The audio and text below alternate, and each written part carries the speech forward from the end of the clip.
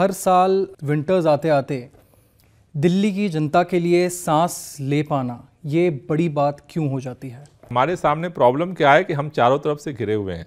तो हम यहाँ साफ करते हैं, उधर से वो भेज देते हैं।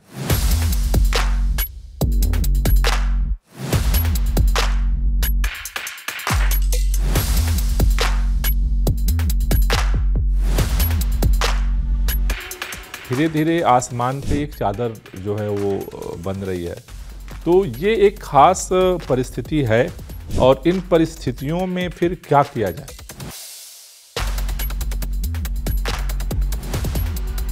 समय लास्ट में बुआई का आ रहा है, तो अब वहाँ किसान जो बचा हुआ है वो तेजी के साथ जो है जो 50% है वो वहाँ पर पराली जला रहा है।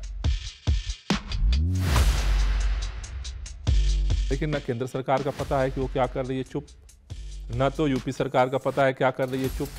न तो हरियाणा सरकार का पता है क्या कर रही है, चुप। ऑल वी हियर इज की ब्लेम गेम सुनाई देता है, स्टबल बर्निंग सुनाई देता है, यूनाइटेड स्टैंड नहीं नजर आता कि आइए बैठते हैं और प्रदूषण के मुद्दे को सॉल्व करते हैं।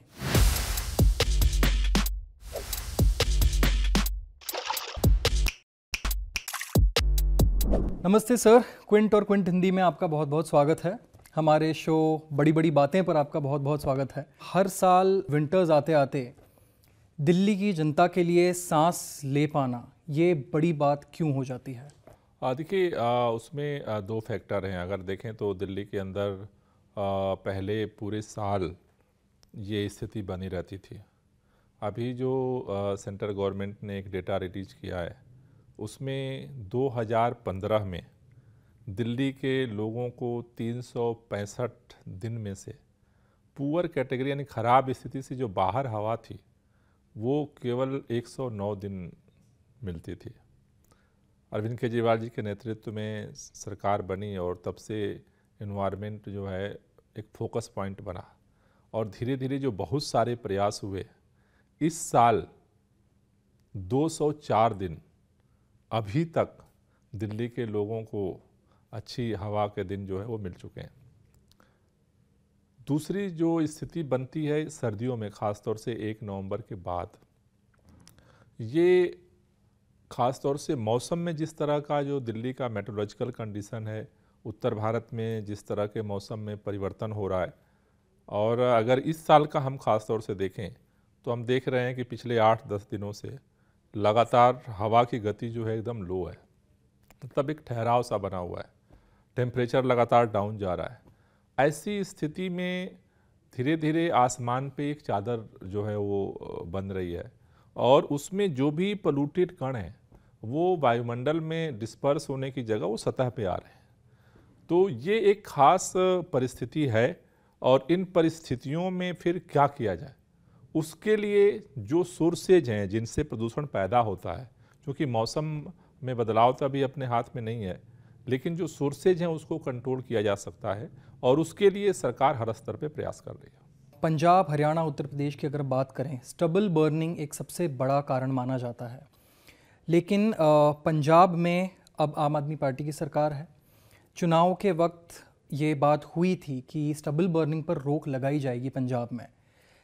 इस स्टबल बर्निंग के लिए पंजाब में किस तरह के स्टेप्स लिए गए हैं पार्टी द्वारा या सरकार द्वारा? उत्तर भारत में अगर आप इस समय देखें तो पूरे उत्तर भारत में ये स्थिति बनी हुई है। आज दिल्ली में जितना पोल्यूशन उससे ज़्यादा ग्रेटर नोएडा में आज है। देश में 53 डिस्ट्रिक्ट्स हैं जो पोल्यूटेड हैं, उसमें से 20 डिस्ट्रिक्ट आज हरियाणा में है। तो पूरे उत्तर भारत में जो है वो एक तरह की स्थिति बनी हुई है। अब वो घटना, कोई घटना अगर कहीं भी होती है इस उत्तर भारत के एरिया में तो उसका असर सब जगह पड़ता है। जहाँ तक पंजाब का आपने जिक्र किया तो वहाँ पर जो पराली की स्थिति थी, हमारी सरकार बनी और हमने ये कमिटमेंट किया था कि भाई इसका समाधान करेंगे। उसको जो हमने प्रयास किया तो इस साल हमें बड़ी सफलता मिली है। लगभग अभी तक के जो आंकड़े हैं 50% से ज़्यादा, अब तक 15 सितंबर से और अब तक के जो आंकड़े हुए हैं उसमें 50% से ज़्यादा की गिरावट है। लेकिन अब चूंकि क्या है कि अब समय लास्ट में बुआई का आ रहा है, तो अब वहाँ किसान जो बचा हुआ है वो तेज़ी के साथ जो है जो 50% है वो वहाँ पर पराली जला रहा है और उसका भी इम्पैक्ट दिख रहा है। हरियाणा में चारों तरफ उसका इम्पैक्ट दिख रहा है। इसका समाधान और हो सकता था अगर केंद्र सरकार ने सहयोग किया होता। उसका समाधान का जो अभी तक तरीका है केंद्र सरकार और राज्य सरकारों का कि हम किसानों को मशीन देते हैं और उसमें हम सब्सिडी देते हैं। कुछ केंद्र सरकार देती है, कुछ राज्य सरकार देती है, बाकी कहते हैं किसान से कि तुम खरीदो मशीन। वो पैसा लगा के मशीन नहीं खरीद सकता। उसका कहना है कि भाई आप हमें ऐसा सलूशन दो कि जो आप हम कर सकें। तो अभी कल भी कुछ सुझाव अगले समय के लिए कल सुझाव पंजाब सरकार ने सुप्रीम कोर्ट में रखा है। मुझे उम्मीद है कि उस पर कोई समाधान निकलेगा और हम ये होप कर रहे हैं कि इस साल अगर 50% हुआ है तो अगले साल और कमी आए पंजाब के अंदर। लेकिन दिल्ली के चारों तरफ जो एनसीआर का पूरा क्षेत्र है, केंद्र सरकार है, सबको सक्रिय होना पड़ेगा, क्योंकि अभी हमारे आजू बाजू ऊपर सब भाजपा की सरकार है। हरियाणा में, उत्तर प्रदेश में, केंद्र में आप देखो इतना सभी लोग चिंतित हैं, कैसे सभी लोग दौड़ रहे हैं, लेकिन न केंद्र सरकार का पता है कि वो क्या कर रही है, चुप। न तो यूपी सरकार का पता है क्या कर रही है, चुप। न तो हरियाणा सरकार का पता है क्या कर रही है, चुप। तो ये जो मौन साध लेते हैं उससे काम नहीं चलेगा, सबको सक्रिय होना पड़ेगा। अभी दिल्ली में आप देखो तो हम सीएनजी की बस चलाते हैं, 1000 के लगभग इलेक्ट्रिक बस दिल्ली की सड़कों पे चल रही है। दिल्ली के चारों तरफ सब वही पुरानी पॉल्यूटेड धुआं छोड़ती हुई डीजल की बसें दौड़ रही हैं। दिल्ली के अंदर 24/7 बिजली दी जा रही है। क्यों? उससे जनरेटर ना चले। दिल्ली के चारों तरफ यूपी और हरियाणा में जनरेटर चल रहे हैं, उसका धुआं सारा आ रहा है। दिल्ली के अंदर ईंट भट्टे नहीं चलते हैं, दिल्ली के चारों तरफ ईंट भट्टे चल रहे हैं, सारा उनका धुआं आ रहा है, सारा दिल्ली के ऊपर ही आ रहा है। तो मेरा कहना है कि दिल्ली को तो अपने लिए काम करना है और कर रही है। ये अफसोस है कि मैंने कई बार ये डिमांड की कि भाई पांचों राज्यों की मीटिंग बुला करके और इस पर चर्चा की जाए, केंद्र सरकार ने नहीं सुना। कल अंततोगत्वा सुप्रीम कोर्ट को निर्देश देना पड़ा कि आप मीटिंग बुलाइए। तो मुझे लगता है कि अगर सभी सरकारें मिल करके सक्रियता के साथ, सामूहिकता के साथ काम करें तो मुझे लगता है इसका काफ़ी असर दिखेगा। पड़ोसी राज्यों की जब हम बात करें तो दिल्ली सरकार ने किस तरह से अप्रोच किया है इन राज्यों को पोल्यूशन के इशू को टैकल करने के? नहीं, हमारे पास अप्रोच करने का तरीका केंद्र सरकार के माध्यम से ही है, क्योंकि हमारे इस तरफ भी भाजपा की सरकार है, इधर भी भाजपा की सरकार है, केंद्र में भाजपा की सरकार है। तो हम केंद्र सरकार से ये अप्रोच करते हैं कि इनके साथ भी मीटिंग फिक्स करिए और जो हमारे सुझाव होते हैं हम उनके सामने रखते हैं। तो कुछ दिनों पहले पार्टी से एक बयान आया था कि पंजाब काफ़ी दूर है लेकिन इसका मुख्य कारण हरियाणा है, क्योंकि अब पंजाब में भी आम आदमी पार्टी की सरकार है। तो कहीं ना कहीं पार्टी का स्टैंड स्टबल बर्निंग को पंजाब में लेकर बदला है, इस पर आप क्या कहेंगे? नहीं, स्टैंड नहीं बदला है।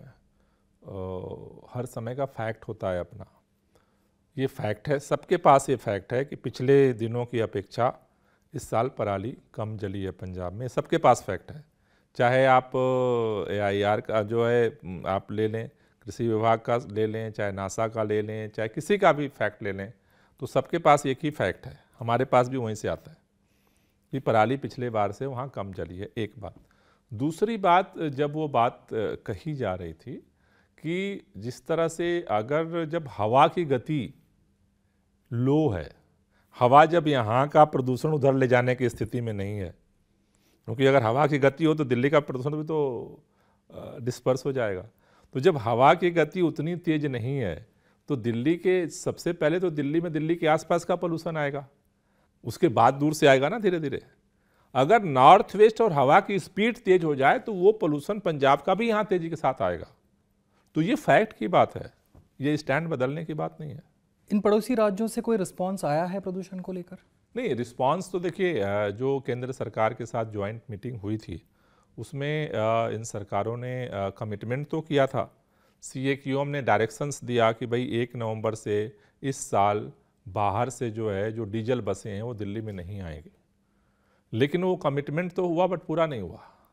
वो चूँकि सारी वो डीजल की बसें वो दिल्ली भेजते रहे। रात में मैं भी जाकर के कई जगह चेक किया, वो डीजल की बसें ही आ रही हैं। अभी भी चारों तरफ स्थिति वही चल रही है।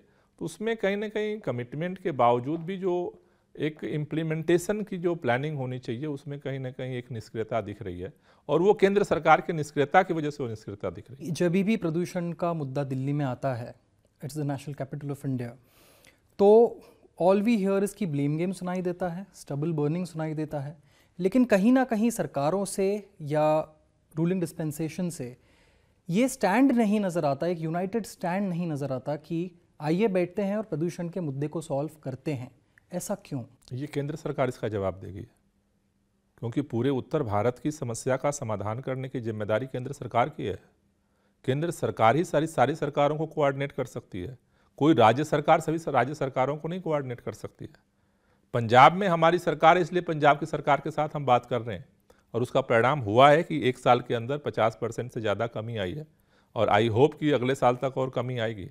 लेकिन केंद्र सरकार अपनी जिम्मेदारी से भाग रहा है। ऐसे लगता है कि देश में केंद्रीय पर्यावरण मंत्रालय तो है ही नहीं, ना तो कोई बोलने को तैयार है, ना तो कुछ करने को तैयार है। तो ये तो इसका जवाब तो केंद्र सरकार को देना चाहिए कि आखिर वो ये काम क्यों नहीं करना चाहती है।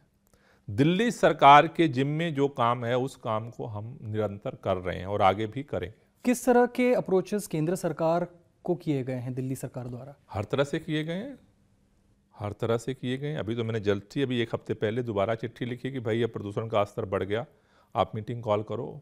मीटिंग बुलाना था दूर, एक चिट्ठी का जवाब भी देना वो जरूरी नहीं समझते हैं।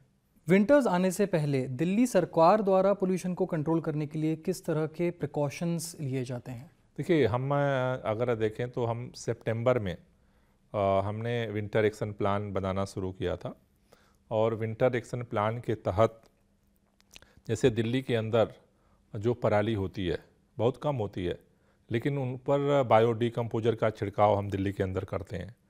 दिल्ली के अंदर जो डस्ट पोल्यूशन होता है उसके लिए एंटी डस्ट कैंपेन हमने 7 अक्टूबर से शुरू किया कि उस डस्ट को, दिल्ली के डस्ट को जो है उसको कंट्रोल किया जाए। दिल्ली के अंदर वाटर स्प्रिंकलिंग का काम जो है पूरे दिल्ली के अंदर हम शुरू करते हैं। उसी तरह से जो वाहनों का पीयूसी चेक करने का काम है उसको जो है दिल्ली के अंदर हम लोग शुरू करते हैं। जो इंडस्ट्रियल पोल्यूशन है उसको कंट्रोल करने का काम हम शुरू करते हैं। तो इस तरह से अलग अलग विंटर एक्शन प्लान 15 जो है पॉइंट विंटर एक्शन प्लान जो है 30 अक्टूबर को जो है 30 सितंबर को मुख्यमंत्री जी ने घोषित किया था, और उसके बाद से निरंतर सरकार इस पे काम कर रही है। दिल्ली में स्मॉग टावर डिस्फंक्शनल क्यों है? इस डिस्फंक्शनल था, सुप्रीम कोर्ट ने आदेश दिया था कि स्मॉग टावर लगाया जाए। दिल्ली की कैबिनेट ने, सरकार ने निर्णय लिया, पैसा दिया, और डीपीसीसी को उसको कोऑर्डिनेट करने की जिम्मेदारी दी, और डीपीसीसी के चेयरमैन एक अधिकारी ने अपने आप मनमानी तरीके से निर्णय लेकर के स्मॉग टावर बंद कर दिया। जब ये सारे मुद्दे को उठाया गया और सुप्रीम कोर्ट के सामने ये मुद्दा उठा, तो कल सुप्रीम कोर्ट ने पुनः आदेश दिया कि उसको चालू किया जाए, और आज हमने जो है वहाँ काम शुरू हुआ है, और हमने कहा है कि भाई इसको तुरंत सुप्रीम कोर्ट के फैसले को लागू करो। आने वाले दिनों में किस तरह के मेजर्स लिए जा सकते हैं दिल्ली की जनता के लिए पोल्यूशन को टैकल करने? देखिए, अभी मुख्य तौर पर जो फोकस है कि जो सोर्सेज हैं, जैसे ये कृत्रिम वर्षा, क्लाउड सीडिंग के लिए हम लोग एफर्ट कर रहे हैं आईआईटी कानपुर के साथ। तो जो इस जितने भी टेक्नोलॉजिकल सोल्यूशन हैं, ये जो उस सब चीज़ों पे हम कोशिश कर रहे हैं कि जो जो ज़रूरी कदम है कम से कम दिल्ली के स्तर पे तो हम उन सबको उठाएंगे। ये शॉर्ट टर्म सोल्यूशंस हुए। लॉन्ग टर्म सोल्यूशंस के लिए दिल्ली सरकार के पास कोई ब्लूप्रिंट है फिलहाल? ब्लूप्रिंट पे हम काम कर रहे हैं। ब्लूप्रिंट पे जो है लॉन्ग टर्म का ये है कि जो दिल्ली के अंदर पब्लिक ट्रांसपोर्ट है उसको अब हम सीएनजी से इलेक्ट्रिक पे लगा रहे हैं। अफसोस ये है कि हम इलेक्ट्रिक चलाएंगे दिल्ली में, और दिल्ली के चारों तरफ जो है डीजल चलेगा। अब ये कंट्राडिक्शन सॉल्व करना हमारे हाथ में है नहीं। हम जितना डीजल चला कर, इलेक्ट्रिक चला करके जो है धुएं प्रदूषण को कम करेंगे, उतना वो भेज देते हैं। अब ये कंट्राडिक्शन है। दिल्ली के अंदर दूसरा जो सोल्यूशन है ग्रीन बेल्ट को बढ़ाना, और दिल्ली के अंदर उस पर लगातार काम हुआ है। जब हमारी सरकार बनी थी दिल्ली में 20% ग्रीन बेल्ट था, ग्रीन कवर था। आज 23% से ज़्यादा है, और उसको और बढ़ाने के लिए सरकार जो है वो उस पर काम कर रही है। तीसरा जो अस्थायी समाधान है जिस पे हम काम कर रहे हैं, जनरेटर सेट को हटाना दिल्ली से, उसके लिए 24/7 बिजली की गारंटी करने पे काम कर रहे हैं। तो लॉन्ग टर्म सलूशन पे हम काम कर रहे हैं। उसका परिणाम है कि 2015 में 109 दिन थे दिल्ली वालों के पास, इस साल 205 दिन थे। लेकिन हमारे सामने प्रॉब्लम क्या है कि हम चारों तरफ से घिरे हुए हैं। चारों तरफ जो कुछ भी होता है वो सबके मार जो है दिल्ली में झेलनी पड़ती है। हम यहाँ साफ करते हैं, उधर से वो भेज देते हैं। अब पड़ोसी राज्यों से और केंद्र सरकार से क्या अपेक्षाएं हैं इस मामले को लेकर? नहीं, अपेक्षाएं यही हैं कि जो नियम बन रहे हैं सभी लोग लागू करें। जैसे कल अभी सुप्रीम कोर्ट ने कहा कि दिल्ली में पटाखे बंद हैं, तो सभी लोग बंद करेंगे तभी तो होगा। दिल्ली में बंद हैं, चारों तरफ पटाखे बिकेंगे, चारों तरफ पटाखे छूटेंगे तो उसका धुआं तो सारा आ जाएगा दिल्ली में। तो दिल्ली में पटाखे हमने बैन तो कर दिया, तो सभी लोग बंद करें। दिल्ली में अगर CAQM का ऑर्डर है और ग्रैब के नियम दिल्ली में लागू हो रहे हैं तो पूरे NCR के लिए हैं, सभी सरकारें लागू करें। अब यहाँ तो हमने कंस्ट्रक्शन बंद कर दिया और ग्रेटर नोएडा में कंस्ट्रक्शन चलता रहेगा, तो उसका इम्पैक्ट तो यहाँ भी पड़ रहा है। तो जो डायरेक्शंस हैं, जो नियम बन रहे हैं, उनको सभी सरकारें फॉलो करेंगी, तभी जा करके इसका इम्पैक्ट जो है मेजर दिख पाएगा। बहुत बहुत धन्यवाद क्विंटर कुंटिंदी से बातचीत करने के लिए। Thank you. बहुत बहुत धन्यवाद सर।